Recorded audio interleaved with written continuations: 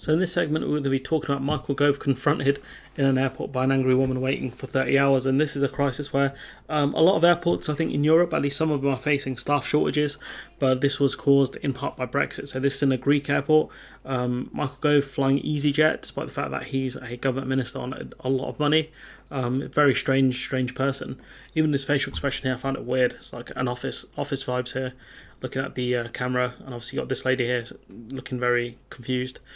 So yeah, an anti-Brexit holidaymaker confronted the prominent Leave campaigner after being hit by a 30-hour delay, which she said was compounded by Britain leaving the EU, because at the end of the day, your passport takes longer to get checked, stamped and processed, etc. You might face questions when you get to the border officer.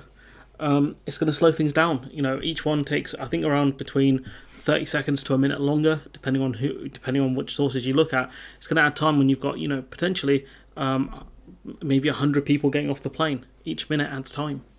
Miss Jones tweeted yesterday, after an almost 30-hour delay at our EasyJet flight now, I'm told the problem's a lack of staff due to the pandemic, but in the case of the UK, it's caused by Brexit. So obviously, but the thing is that people in the EU use the e-gates, so it wouldn't be as bad.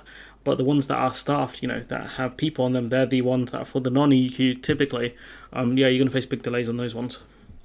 Especially as more and more people are going on holiday, because you couldn't go on holiday last year, not really. The South Londoner described the Brexit-backing Tory as polite, but very passive-aggressive. That doesn't surprise me about Gove. Adding that he insisted the delays were nothing to do with Brexit. She said, "I know you're a smart guy," and I'm going to stop it there, because we know that's not true. Michael Gove's not that smart. People see him as like a Machiavellian kind of character. He knows how to do the manoeuvres and stuff. But if Michael Gove was smart, he would learn how to not appear like human slime, effectively. He would know actually how to communicate with people, and he would have been Prime Minister potentially if he could do that, instead of being really weird and awkward. I know some people can't help it, but you can learn to be less awkward and weird, I guess. But yeah, he was confronted over it when we know the problems are exacerbated by Brexit. There is a staffing shortage at airports. They really need to get a handle on it. But at the end of the day, they have to go through the manual check-in line for passports. Someone's physically got to look at the passport and stamp it, etc., which adds time to the queue, which means that a 20-hour queue is turned into a 30-hour queue potentially because of Brexit. And I tell you what, waiting that long in an airport sounds like a nightmare.